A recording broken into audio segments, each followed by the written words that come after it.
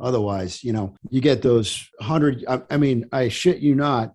These fish will grab a plug or a jig and tear off 100 yards of line in 15 seconds. I mean, it's that kind of drag pressure that'll absolutely destroy a reel. And how did it start out? Like, what was the origin story? Too much alcohol. Really? Okay. Says if God wanted us to have fiberglass boats, he would have given us fiberglass trees. It's for fishermen. It's not for taking the wife and the wife's friends. I think that it's a really, really pretty bit. And then there was a blur that went by and ended up in the cockpit, as far as if I can remember correctly. Welcome back, State of Sport Fishing Podcast. I'm Nick Carullo. I'm joined with me, my co-host Anthony Pino with Hook Optics and Captain of the Blood Money. Tonight we have John Mcmurray, owner and operator of the Fleet One More Cast charters out of Oceanside, New York. Thanks for joining us, John. How you doing? Good, man. Thanks for having me. Of course. Thanks for being here. John, just why don't you tell everybody who you are and where you're out of and what you guys do. Yeah, absolutely. I'm Captain John Mcmurray. I'm the owner and operator of One More Cast Charters. And we operate out of Oceanside, New York, which is way to the west on Long Island, very close to New York City. And we run 3 contenders, a 36 open, a 31 open, and a 27 T. And those are mostly our offshore boats. Those are our tuna boats. And we do all jig and pop and spinning gear. We don't do any trolling and very little bait fishing. We also run inshore trips in the spring and the fall, and we do that on a 20-foot maritime skiff and a 20-foot Hughes light tackle. And last several seasons have been pretty damn good. Can't complain. Yeah, tell us about the let's I guess we'll start with the bluefin fishing and right out front of the Statue of Liberty there some days, huh? Pretty wild. Well, that's what the Daily News wants you to think, but it's a little farther out than that. It's funny when that article came out, my phone was ringing off the hook. Everybody was like, "Man, I want to catch a 400-pound bluefin in front of the Statue of Liberty." I'm like, "Nah, man, that's not how it works." But yeah, so I pretty much built my business off the backs of bluefin tuna, and they're kind of the poster child for an overfished species, but they're a really good example of what happens when managers make difficult decisions and constrain a fishery, because it is absolutely blown up in the last 10 years. Man, we got more fish around. They're bigger. It's more of a stratified age and size class. You have small ones that you get on fly gear and spin gear, and then you have these giants that are literally like 5-6 miles off the Rockaways, 5-6 miles off the beach. And, they're anywhere from 200 to 600, 700 pounds, even some of these fish are. So it's an extraordinary fishery. You could prosecute it in a number of different ways. Most people are really just learning how to do it, but we've been doing it pretty hardcore for the last 15 years, actually. And the whole jig and pop thing has really exploded. People love to catch these things on spin gear. And there's nothing cooler in the world, to me anyway, is seeing one blow up on a popper. I mean, that's freaking outrageous. It's awesome. Yeah, it's pretty cool. How did you get started with? I assume you just started with one boat and just you, or? I did. So back in the early 90s and mid 90s, I guess, when I got out of the Coast Guard. I was in the Coast Guard at Station Rockaway and Station New York and Governor's Island for a little bit, and then Staten Island. And I was a mechanic in the Coast Guard. I was a grunt. I was an enlisted guy. And one of I got coxswain qualified, which means I ran the small boats on search and rescue and law enforcement missions. And one of the things that I specifically did was fisheries law enforcement in that area. And part of that job, I kind of learned the area real well. I learned how to fish it real well, too. I had a boat when I first got there, and I fished pretty damn hard every day I had off. And one of the good things about small boat stations, they're like fire station hours, man. You work 2 days on, and then you're off for 3 days. So I had a lot of time to get to know that area. And when I got out of the Coast Guard, I only spent 4 years, just enough time to realize I didn't want to make it a career. And when I got out, the first thing I did was go over to the station in Battery Park and get my civilian captain's license. It was essentially the same test as getting your coxswain qualifications. So I got that and started running charters pretty quick. pretty much late 90s, by 2000, I had a pretty good business running. And did you grow up fishing before that? So I did, but not in the salt, man. I kind of broke my teeth on trout and largemouth bass. I grew up on the Potomac River, and that was kind of you're from DC? Yeah. I was an Alexandria kid. I was a Capitol Hill. I was a congressional page. I was an intern, and growing up there, I always thought I wanted to be a congressman or something. But as soon as I worked in that arena with these internships, I'm like, man, I can't sit behind a desk. I'll go fucking nuts. Absolutely. Gotcha. And then, so then you got your first charter boat, and then you kind of grew from there. And you got 3 contenders. So I obviously got a strong liking for a contender. I like that. I'm a live and die contender guy, man. I've run some other boats, but they seem to perform best for the kind of fishing that I do. So, I'm not sure where I was going with this. What was the question? No, just you kind of started with one boat, and then So I always, you don't just start up a charter business. It takes a decade to build enough clientele and to build a reputation where you could do it full time. So I always had jobs that would allow me. I started off as the executive director for Coastal Conservation Association in New York, which is, if you don't know it already, it's a recreational fishing advocacy group. And I did that for a few years, made a very small amount of money, and then was hired to run the grant program for the Norcross Wildlife Foundation. And the way I got that job, one of my very first fishing clients was essentially part of the Norcross family. And, one day I was kind of bitching and moaning about how tough the CCA work was, but particularly putting together banquets and maintaining membership and that sort of thing. And he said, hey, man, why don't you come work for me? I got this grant program. You could help me dole out grants. And I did that for, 12, 13 years while I built the charter business up. And he was very understanding, this guy, of first of all, my need to fish, but also my need to make extra income. So really, it was kind of like the perfect storm. It allowed me to build this business until it got to the point where the folks at Norcross didn't need me anymore, and I kind of got that kick in the ass to go out and make or break it in the charter industry. Nice. Is it me and Nick aren't really familiar with the New York charter scene, but I would assume it's a pretty competitive area. There's a lot of clientele, I would assume, but a lot of competition as well. Yeah, and the expenses are real high here also. But really, I kind of carved out my niche coming from the inshore. I grew up throwing plugs at largemouth and throwing flies at trout. And I kind of brought that into the saltwater realm. And there was a couple of people in that lower New York Harbor area and Western Long Island that have been doing that, but not to the extent that I started doing it. And I kind of filled that niche there, that light tackle niche. I mean, the guys who trolled and bait fished in that area were a dime a dozen, but I was really one of, if not the original guy that started doing it. And were you once I transitioned to offshore, I brought that same sort of, I'm not gonna troll, I'm not gonna bait fish, I'm gonna throw spinning gear at these things. And that was a huge learning curve. But once I got it down, that again, I was filling that niche that wasn't currently being filled. Was your boat pretty unique too, compared to the other charter boats? Yeah. Most guys here run those big down east lobster boats, which are comfortable, and those guys will actually be walking around at 60. My back is so compressed, and I beat the shit out of myself so much on these center consoles. I probably won't, but I don't do overnights. I burn out there at 40 knots, and I burn back at 40 knots. It's like an hour, sometimes 2 hours to get out there, but it's a day trip. And I think, most people aren't hardy enough to sleep in a beanbag overnight. I mean, that shit sucks.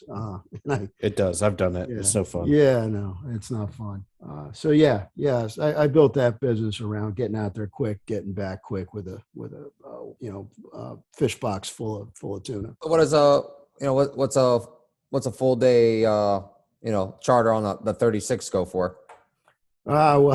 Well, we just raised the price quite a bit because fuel is going up like crazy, as you guys know. Yeah. And we haven't actually finalized them, but last year with the fuel surcharge, it was $2,400 for the 36. It was $2,000 for the 31 and $1,800 for the 27T. Nice. One of the benefits for me, as opposed to other charter captains, is I live on a canal. Live on a small house in Oceanside, right behind a canal. So all the boats are right back there. And we just leave out of the back. Yeah. And one of the other things that has allowed me to do this was my background as a mechanic in the Coast Guard.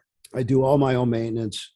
I do everything. If something breaks, there's a 95% chance I'll be able to fix it. And if I need heavy equipment, I shoot down around the bend up to Connecticut where my buddy Corey has a shop. We pull the boat out, we transfer a power head, and it's back in the next day. So I got that part figured out, I think. Nice. Do all your boats have the same engines? Like, Yep. They all have F300s, Yamaha F300s. The skips nice. have 115 and 150. Nice. If I had to say what my full-time job really is, it's not running the boats and catching fish. It's maintaining all these boats while my other guys run. Oh, yeah. You know? I'm like the full-time mechanic. Nice. And then how does the season go? The progression of the season go from the starting at the beginning? So we get a run of fish that show up in March, but it's usually pretty darn cold. I mean, I could count the number of trips I do in March on one hand. And sometimes are these bluefins too, or no? No. It starts with striped bass. Yeah. Yeah. Okay. And so, once April rolls around, it starts to get a little warmer, start to get more interest. And by mid-April, I'm running pretty much every day. And May is a striped bass month too. But the bluefin, like I said, they've really been expanding, and they've been showing up earlier and earlier. And so last year, mid-May, I just ran out with a couple of clients on a whim, just looking around because they wanted to go. Everybody was hard up for bluefin, even though I didn't expect to find anything. And we ran into them and had one of the best 3 days of bluefin fishing I've ever seen. So yeah, the bluefin stuff does exist in May, but I generally try not to do trips in May because it's so unreliable. They might be there for a few days and you go out again, they're gone. It's got to be foggy too. Yeah, sometimes fog is a real problem in the spring. Absolutely. But the bluefin don't really set up out there until June. I would say when people call and say, well, what's the most consistent month? I say, well, anytime from mid-June through early September is pretty consistent. And that's when, they'll set up in that 30 fathom curve.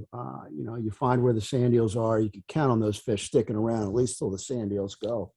And then, we fish probably mid-September. The fish don't actually, well, let me get into a little more detail. We kind of transitioned from bluefin to yellowfin somewhere around mid-July. And these are all generalizations. Every year is very different. And, last year the yellowfin showed up on July 4th, whereas the prior year yellowfin didn't show up at all. And the bluefin just stayed around all year. And once those yellowfin show up, it's more of like a lock and load fishery. You're catching a dozen fish instead of one or two a day. And that'll last all the way through October. Once you get into September, it gets problematic because the weather windows are few and far between. So I do a lot of false albacore fishing. Those are, I guess you guys call them bonita where you are. But the fly guys really like them. And that's kind of a September, early October thing. And then once you get into October, I transition back into stripers and bluefish. And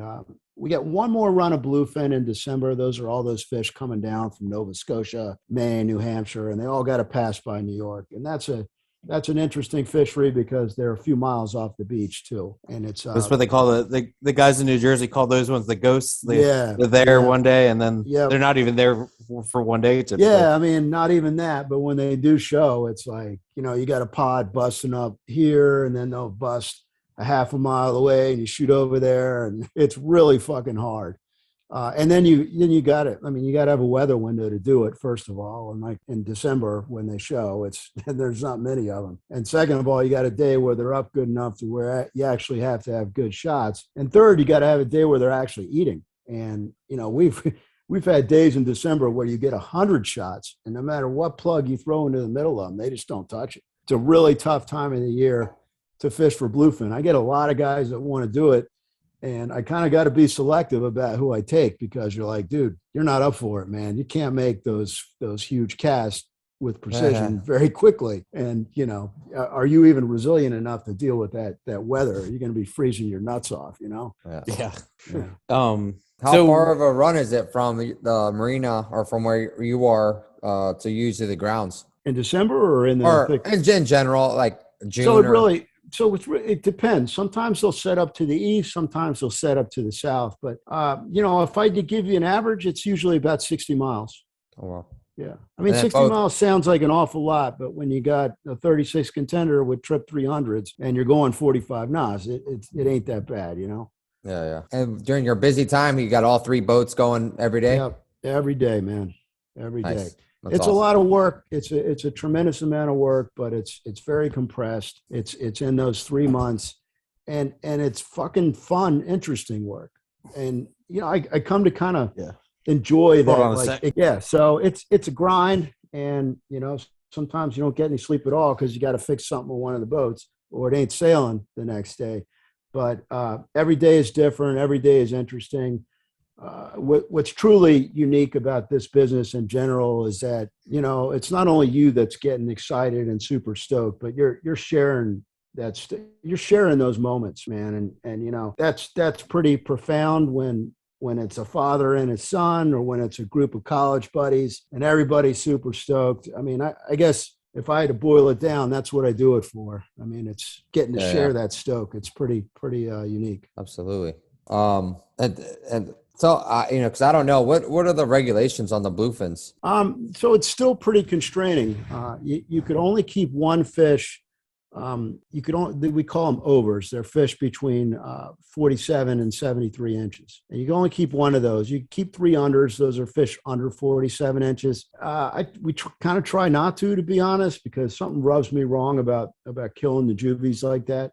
You could also, assuming the trophy season is open, you could keep 1 trophy fish, which is a fish over 73 inches. All those fish off of Rockaway this year, you know, not off of the Statue of Liberty, off of Rockaway. Those were all, you know, almost all of them were trophy fish. Wow. That's pretty incredible. So I'm gonna say we talked a little bit about, you know, bluefins being kind of a management success story as of recently. I mean, can you tell us you're very involved in that. So can you tell us a little bit more about, you know, the progression of what had to be done and the results and how long it actually took? Yeah. Well, because bluefin are a slow growing, long lived fish, you know, they grow to be very old and they grow very slowly. And really they have to be, it depends on what set of data you're using, and there's all sorts of issues with eastern and western stocks and which one spawns first. But you know, that 73-inch number was to ensure that those fish had spawned once, and that's the commercial limit too. You can't keep one under 73 inches, and a 73-inch fish is you know, close to 300 pounds. It ain't a small fish. Do you have any idea how old that fish is? I'd have to look at a chart. I can't give you a good number offhand, but it's you know, it's in its teens. It's not a young fish. Gotcha. Yeah, but you know, you have the Eastern Atlantic stock, and those fish come over from the European side and mix with our fish. Those fish grow a lot quicker and spawn at a sooner age and a smaller size as well. So all this is really nuanced and complicated. And you know, I've been involved in this stuff a while, and some of it I have to really think pretty hard to understand. But anyway, bluefin was like the premier sushi fish. Japanese would go nuts over these things, man. And at one point, people were getting like $30-$40 a pound for them. And so there was a gold rush, and we knocked the shit out of them and drove them down really quick. You know, and I guess by the 80s and 90s, we were in pretty bad shape. And you know, people began to talk about the old days, how these fish were all over the place. You catch them inshore. And then I guess right around 2008 or 2009, the guys running out to catch yellowfin were seeing them on the way in and the way out, and they were catching a few. And then by 2009, so let me rewind a little bit. 2003 and 2004, we had a really good year class come out of the Gulf of Mexico, and that's where the Western Atlantic stock originates from. That's where they spawn. And then in 2005, like the light tackle guys, like me, I was running a 21-foot Seacraft back then, and we ran into a load of fish 7 miles off of the Rockaways at Ambrose Tower, and we were catching them on fly gear. They're all 20, 30, 40-pound fish, and that's kind of when I got the bug, and I'm like, man, these things are awesome, and if they come around every year, this is going to be a big boon to my business. So we went out the next year, and guess what? They were still around, but they were a little bigger, and they were a little farther offshore. So fast forward up to 2009, 2010, you know, you started to get these reports of people seeing 100-pounders, you know, in 20, 30 fathoms. And at that point, I moved up. I got a Contender 23T, which is the 25T now. And I started running out there 20, 30, 40 miles and targeting them and developing business based around targeting them. And kind of every year since then, they got bigger and bigger. They got more and more abundant. And that was really the result of some really constraining measures. The ICAT determined some pretty small quotas for the United States, and the National Marine Fisheries Service, put these pretty well thought out, but pretty constraining regulations. And when I said you could keep one fish between 47 and 73 inches, that's not per person, that's per boat. And that makes a lot of sense to me because, I kind of don't like the yellowfin season because you keep 3 per person. And some days you're coming back, as much as we discourage it, if the guy wants to kill his legal limit, you got to let him kill his legal limit. And we're coming back with 12 fish, a couple 1,000 pounds of fish on the boat. And I got to fillet them all, and it really sucks. And these guys come back and they don't even have the cooler space for them. I'm like, dude, what the F? And you got to imagine, they don't have the freezer space either. And does it all get eaten? I would say probably not. So I kind of like the 1 fish per person thing. And I think, you split you catch a 150-pound fish and you split it up between 4 guys. It's more than enough, way more than enough. So those regulations really did work. And maybe it also had to do with the cyclical nature of these fish. I mean, undoubtedly, we had a couple of real good year classes come out of the Gulf of Mexico and come out of the Mediterranean on the eastern side. I think that coupled with the constraining regulations allowed these fisheries to explode. And that's where we are now. Nice. And I should mention there was another stock assessment last year that said what we all knew, that the fishery was doing relatively well. It was rebuilding, becoming more abundant. And the U.S., we actually got more quota. But the National Marine Fisheries Service decided, and rightly so, that it was not worth loosening recreational quotas. So what we were doing was working, and there was no reason for us to knock the shit out of the stock again and drive it back down. Now, we will probably see some loosening on the commercial side, but, the commercial side is much, much smaller than the recreational And the side. the guys at the commercial side, they catch, with the bycatch and stuff, long lining, there's a lot of fish that they probably let go that they should keep, Yeah, that's interesting. You brought that up. So there's been closures in effect. And again, I'm not sure on the timing, but for a long time where bluefin are particularly abundant, longline guys aren't allowed there during certain times of the year. So that's another thing that I think really helped in rebuilding the stock. Excuse me. Can we contrast that with the fantastic management of the striped bass fishery and how that's going? Yeah. Well, I think striped bass had become less and less abundant for a long time, and the commission really dragged their feet up until recently. I mean, now why is that, John? Because I could give you the simplified version here instead of the long one, because the long one is really wonky and it's hard to understand. But federally managed fisheries like bluefin or bluefish or black sea bass, summer flounder, scup, they are required by federal law to end overfishing, and if a stock is overfished, to rebuild the stock within 10 years. It is a mandate. It's a federal requirement. If they don't do it, these ENGOs will come out of the woodwork and sue the shit out of them. And it happened. It happened in 2000 with summer flounder. And the councils kind of realized, man, if we don't abide by this law, then we're gonna get sued. So pretty much everything that's federally managed since the 2006 Magnuson reauthorization, which required accountability measures and annual catch limits. The accountability measures are for what happens if you don't meet the annual catch limits. Since then, pretty much everything on the federal side, with the exception of cod, which was fucked for a long time, has rebuilt. And if it has trended downward and entered into that overfish level, there's rebuilding plans for those fish, and they have to be rebuilt.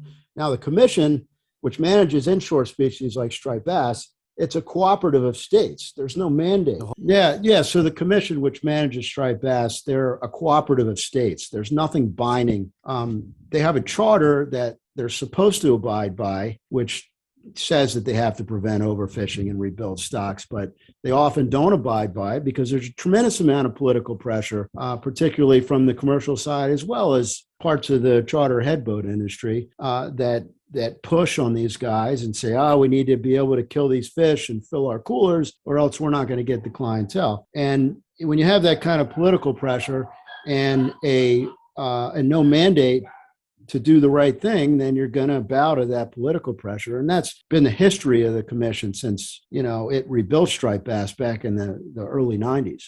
Yeah, they've kind of let it slide. And they've taken half measures here and there, but they haven't done what's necessary. And now there's been so much pushback, political pushback, not from the charter headboat guys anymore, but from, your conservation-minded fishermen and your fisheries advocacy groups and just your average Joe that, needs abundance and fish in the water to have a successful day are pushing hard on the commission. And, this whole narrative of, these, and for decades, the narrative at the commission has been, we have to be able to kill these fish or we're not going to be able to stay in business. Well, now the commission's hearing something different. It's not necessarily about how many fish you could kill and put in the cooler. It's how many fish you can encounter. And that's really what's important to the recreational fishery. I mean, with striped bass, for God's sake, it's 90% recreational for one, and it's 90% catch and release. 90% of all those fish we catch go back in the water. And I think the commission's starting to look at that and say, well, maybe we're managing this for the wrong intention. Maybe we should be managing it more for abundance, more for opportunity, more for experience. And I also think the Guides Association has been a big part of that because before this big change, it was recreational or conservation-minded recreational guys who come to these meetings and say, we need fish in the water. We need to kill less so we have more availability so we catch more. And the commission looked at them and said, we don't care what you rich guys who play with your fish think. We have to manage this for the hardworking commercial guy and the charter headboat guy. And then when the Guides Association came on the scene, we weren't rich guys playing on the fish. We were hardworking guys. Most of us didn't make a lot of money, and we needed fish in the water. We needed that opportunity to build our business. And I think that industry voice they kind of listened to. I think it changed the direction of things. Yeah, I had to ask that because I live down here in Maryland and I fish the Chesapeake Bay and the ocean side it's not my living, but it's just for fun. And I find it very interesting to see what's going on. And I don't know what the right solution is, but I kind of see the problem. So it's interesting, Maryland tends to be the least conservation-minded state, the one that's likely to push back the most. I'm aware. Yeah. And I think that's a side effect of the large commercial industry in the Bay, as well as the large charter fishing.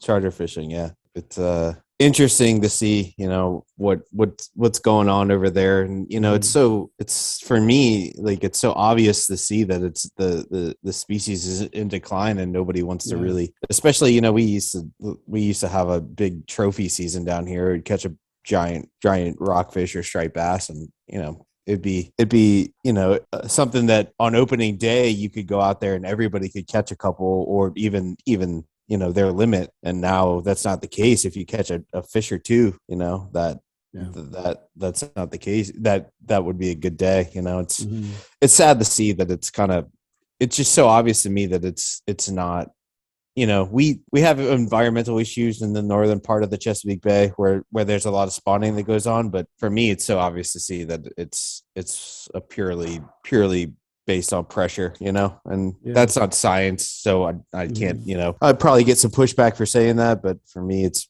pretty darn obvious. One of the tragic things about Maryland being the least conservation-minded state is that 80% of the coastal stock originates from the Chesapeake. And they seem to want to really, hammer those fish before they make it out of the bay onto the coast. And that's frustrating at times. But I think Maryland has become the minority now on the commission. And I think there's a lot of pressure for them to kind of change the direction of how they've been doing things. I hope so, but we shall see. It's so interesting for me because I feel like, it was such a great management story with the moratorium and everything like that. Nick, we had a more I don't know how long the moratorium was, but you couldn't even target a striped bass for how long was it, John? 7 or 8 years or something like that? So it varied between every state. Some states didn't have a moratorium at all, like New Jersey. You know, they didn't have one. So, but Jesus, it worked. You know, and it's interesting that back when they were discussing that moratorium and when the commission was more or less developed into like a real decision-making body, that there was a ton of political pressure to not do what they did, because all the commercial guys and some of the rec guys were saying, oh, it's all environmental, it's not fishing, don't blame us. But guess what? Once they addressed recruitment overfishing, that's killing fish before they spawn, they came back. It's pretty fucking simple. I mean, you don't kill a lot of fish, or you keep killing to a certain level that they'll come back. You just have to have the political will to do it. I think that's where we are now at the commission. It's, whether or not we make those tough decisions. And we have a new stock assessment coming out in October. And from what I hear, it looks pretty dim. And we're talking about rebuilding, 6 years from now to a level that we haven't seen ever really with striped bass. That's where the target is, a spawning stock target. And I don't know if we'll be able to do it. And it's not out of the realm of possibility to see another moratorium-like situation in the near future. Yeah, I just find it maybe surprising is not the word, but like you just know that at the end of the day, that's kind of the nuclear option to save it, because it's been done before. But it's like, why does it have to get to that point before, because then you're putting people's livelihoods in jeopardy, I mean, there's some... And it seemed to have happened very quickly too. And, I had real good fishing from the mid 90s all the way up to 2012. And then since 2012, it kind of leveled off and declined. Now, the good news is that while the number of fish produced in the Chesapeake seems to be declining, or the number of fish making it out of the Chesapeake anyway seems to be declining. I would say, I would say that there is environmental issues that 100%. We have to deal with it in the Chesapeake Bay, but that's such a big ship to turn versus just not killing as many. Well, yes, and you control what you can. And in this case, that's fishing mortality. But what I was going to say is that some of the northern producer areas like the Delaware and the Hudson tend to be doing better. And we have an extraordinary fishery in Raritan Bay, which you may or may not have heard of, every March and April. And those are fish staging to go up into the Hudson River. Now, whether or not we should be killing those fish or even targeting them, I'm not going to get into that here. And my opinion is such, we probably shouldn't be killing them at least. But, those are Hudson fish, and they are becoming more and more abundant every year. But that's not necessarily great news, because the Hudson historically has only produced maybe 20% of the coastal stock. Whereas, it's a much larger contribution in the Chesapeake, which tends to be declining. And to your point about environmental factors, absolutely, not just in the Chesapeake, but everywhere we have environmental factors affecting striped bass. But, that's only a reason to control fishing mortality even more, because natural mortality plus fishing mortality is total mortality, and you control the things that you can. Gotcha. I agree with a lot of what you're saying, so I appreciate that. So, but let's get off the conservation talk a little bit. Good idea. What kind of it's a hot button topic up here, Nikki, man. It's especially on the Chesapeake. They might have to do it to mahi down here at some point. Dude, yeah, and it's a similar thing. It's just like it's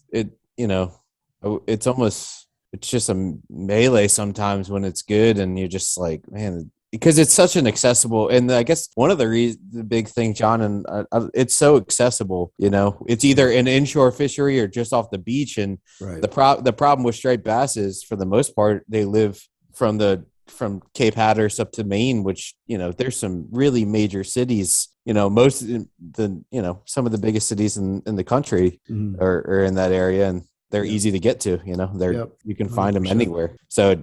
They're just molested constantly wherever they go. Very true. Hate to be a rockfish or a striped bass. It's better than being a bunker, right?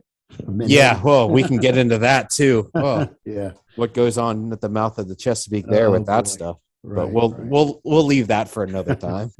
But I was wondering, so what's the tackle that you use for the Bluefins? I mean, you're doing it on spinning gear, and So I've been using Van Staal gear since the mid '90s, since Van Staal was developed, and that's the most rugged, resilient reel I've ever had. And the drags go up to maybe 35, 40 pounds. They don't go up to a lot. And I still have Van Staals that I've owned for 20 years. And then I've gotten rebuilt once or twice. They're that good.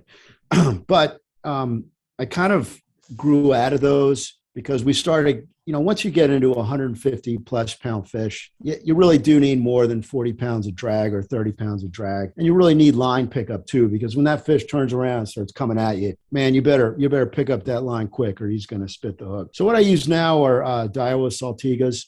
I think they're a combination of the smoothest and most resilient reels around. You could drop them on the deck. They don't break. Whereas, the Shimano Stellas tend to be less resilient. They're very nice reels, super expensive, very nice to use. But you drop them on the deck, they break, or you bang them off the gunnel, they break. And that's not the case with the Saltigas. So that's what I use for reels. I'd say the workhorse is a 14,000.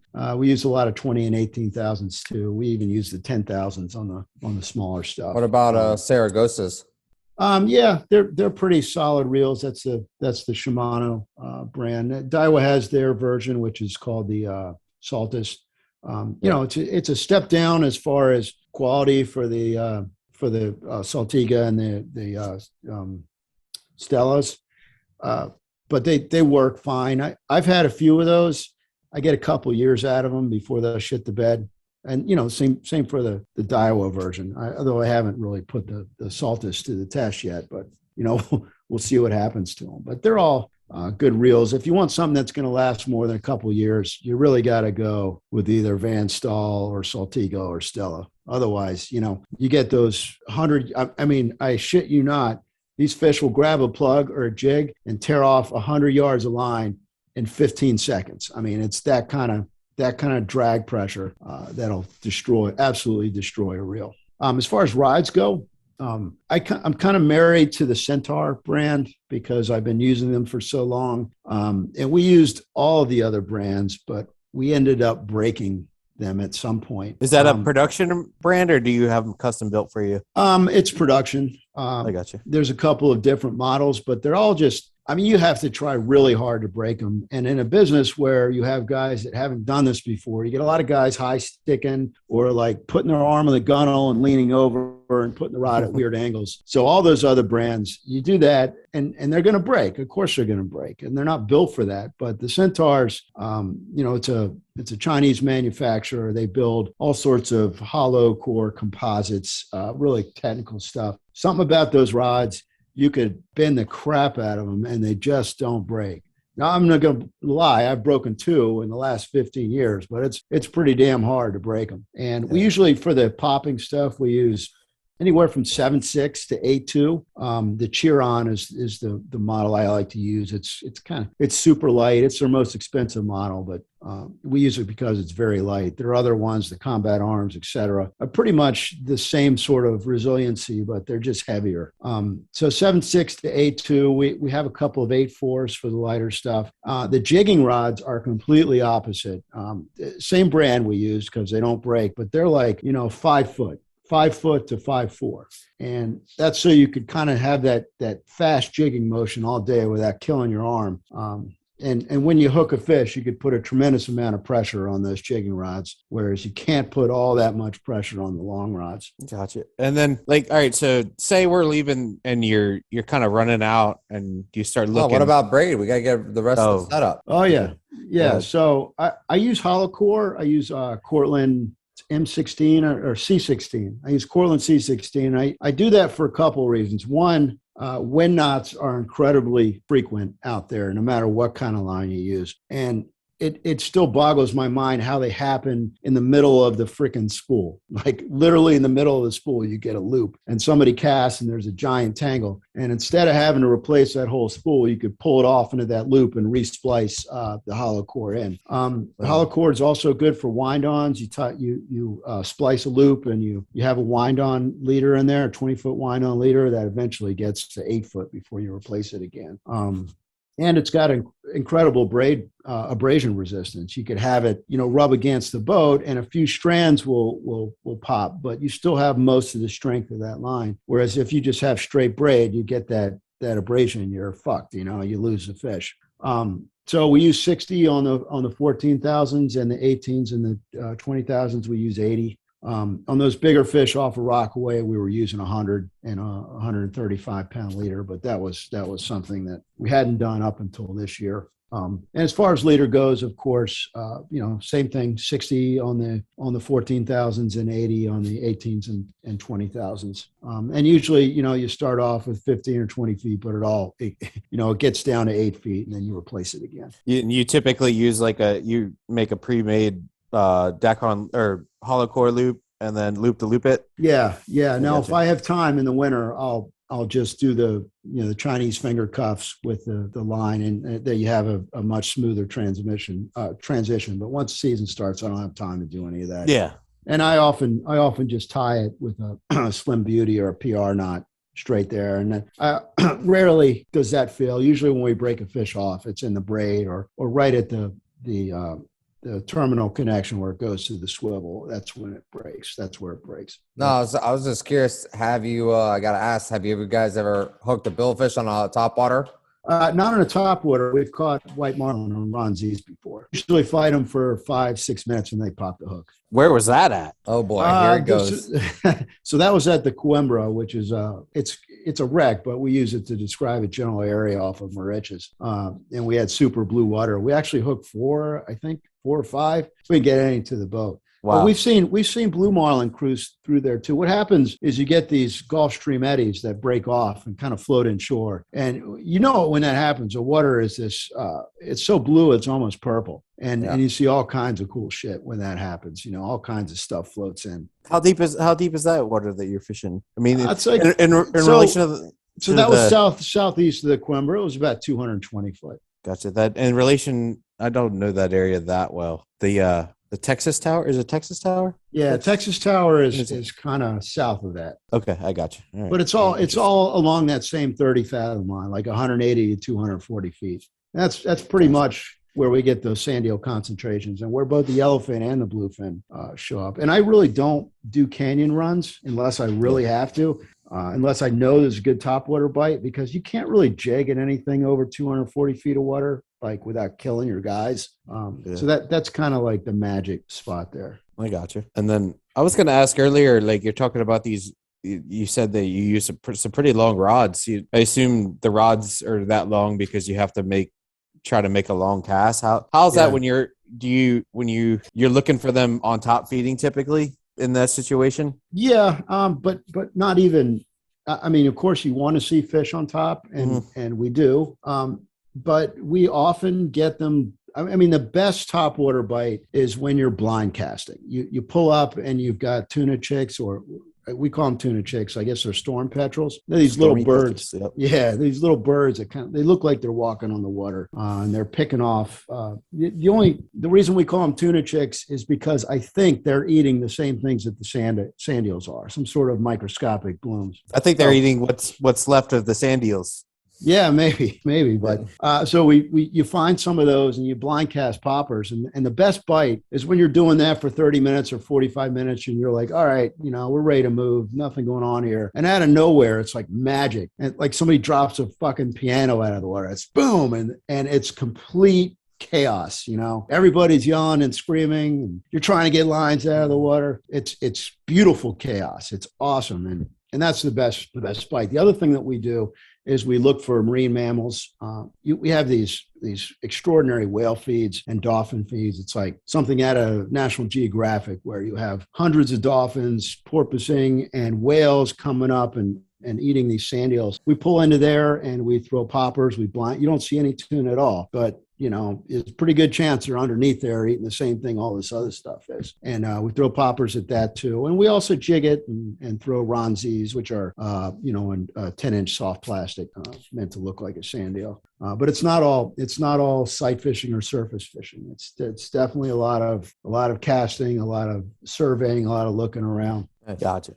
And that's cool. That type of bite typically happens as soon as you turn your head. That one that you're blind casting on some conditions, and as soon as you turn your head, there's a giant explosion. Yeah. And not only is there a giant explosion, but that fish will dump 200 yards of line before you could get the boat ready and in gear to chase it. Yeah. Do you typically, when you have a bite, does that trigger other bites, or is it kind of just one? Yeah, man. So generally, if one guy hooks up, I'm yelling and screaming guys to get it out there because there's another one around. And a lot of times you'll get two hookups at the same time as those fish are pushing through there. And generally, we don't land both of those fish. One of them pops a hook or breaks off just because you got to follow them, man. If you don't follow them, they'll dump the whole reel. Wow, that's cool. Pretty easy. It's sick. It's so interesting that it's so close to New York. I just find that incredible. And also I find it incredible that, we have some decent billfish encounters like inshore and like 30 fathoms, but it's like from Nantucket to where you are, it can, like, if you find the right condition, it can be pretty reliable, Yeah. Sometimes, yeah. What's extraordinary about the bluefin bite that we've had literally for the last 10 years is that when they set up, they'll stick around for a month or 2 months. Yeah. Now last year was a little bit tougher.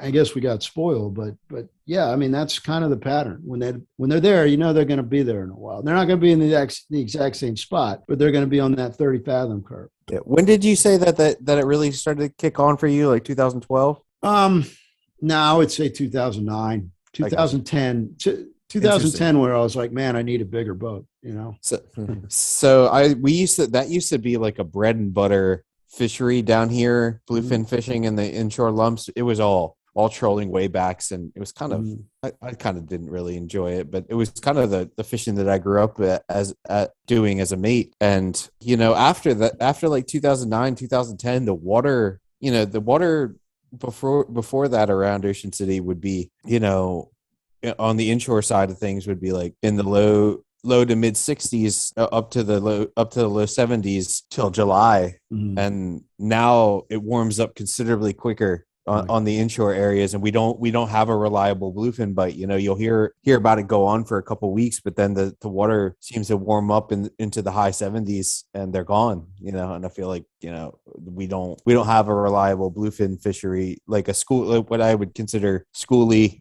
unders and overs. And we I find it so interesting that it kind of kicked on up there as soon as it kind of cleared out. Well, I'll be honest, that it worries me that you say that, because last year was what I would consider a substandard year, and I hope we're not seeing the beginning of the same thing. What made up for it, we had June, and June was tough for me. It was the toughest June I've had in 10 years. And then in July 4th, the yellowfin showed up and made up for everything. Thank God. But once that died out, or even while it was going on, we had this extraordinary inshore fishery on those giants. And that was anomalous because, every year we get giants that pass through and they're here for 1 or 2 weeks. Maybe one guy will get one. Most of the time they don't. People break them off. People trolling bunker spoons get spooled. But this year they got there and they just stuck literally within the same 10-mile radius for 2 frickin' months. And, whether that happens again, I don't know, but it worries. The volatility of this fishery worries me, greatly. Yeah. And, all they have to do is not show up for a few years, and then I'm in a little bit of trouble. I'm starting to sell assets, So, knock on wood. I hope that they show up. Why do you think that the bluefins were there? Was it just that much bait there? Yeah, I mean, every one we killed, you'd cut them open, there'd be 20 pieces of bunker in it. It was that much bait. But still, I mean, it wasn't a tremendous change from prior years. And I don't know why they stuck around. The problem is when you stick a gaff in their head and pull them in the boat and ask them, they don't answer you, So, cool, man. I find that interesting how it goes, how it's all, obviously it's all one ocean. So it all is affected, but right. to see it change from here to there, I think at least down here, it's so so condition related, because up above Cape May, it seems like it's been the inshore and at mainly in central Jersey all the way up to where you are and beyond. It seems to be like it's pretty solid bluefin fishing. But yeah. Well, Cape Cod has always been kind of like the epicenter. They seem to always get the fish. One of the things about this inshore run that really surprised me was the water was filthy dirty, and you'd have a fish 20 foot from the boat and you couldn't see it. Which was problematic because, if that fish was over 73 inches and the trophy season was closed, you didn't know whether you were sticking it or not until it was right by the boat. Yeah. But you always think that tuna and bluefin in particular kind of want that clean blue water, but it's definitely not the case with those fish. Yeah. I feel like they just go, once they get to a certain size, they just go wherever they feel. Yeah. They don't give a shit, right? The benefit of being an apex predator, right? Yeah. Well, cool, man. Well, that was really enjoyable, John. Any more questions, Nick? No, I'm good. That was good. Thank you. Thank you for enlightening us in a little bit of conservation. I think sometimes we don't talk about that enough. I think it's important. Yeah. I think a lot of people don't want to hear that stuff at the same time. No, I know. But your point about it being important is 100% correct. I mean, if you're going to be part of this fishery, you should understand, how important it is to keep those things around, or else, we're not going to have a business in the next year or 10 years down the road. Yeah. It's all a natural resource. Sometimes I feel like we don't understand, like every time we even just start up the boat, we're kind of taking something from the environment, and let alone killing, like you said, a dozen yellowfin, or shoot, on down here when it's good, it can be a lot more than that. So I hear you. Cool. Well, thank you, sir. Yeah. Thanks for having me. I appreciate John McMurray, thank you. Yeah. If you're in Oceanside, check them out. Topwater, Bluefin tuna.